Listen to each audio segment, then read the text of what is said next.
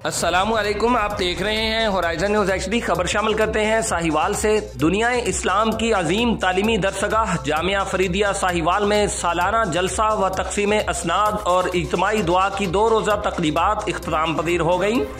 इज्तिमाई दुआ में न सिर्फ पाकिस्तान बल्कि दुनिया भर से लोगों ने शिरकत की। ये दुआ मोहतरम व शेखुल हदीस जामिया फरीदिया रजिस्टर्ड साहिवाल मुफ्ती डॉक्टर पीर मजहर फरीद शाह ने करवाई।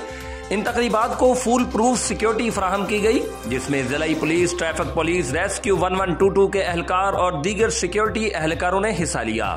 प्रोग्राम में जामिया फरीदिया से सनद फरागत हासिल करने वाले तलबा की दस्तार फजीलत की गई। इसके साथ साथ उन्हें असनाद से भी नवाजा गया। तकरीब के इख्तिताम पर अल्लाह ताला की बारगाह में कुरान और सुन्नत की रोशनी से अमल पैरा होकर गुनाहों की मग़फ़िरत के लिए खुसूसी दुआ की गई।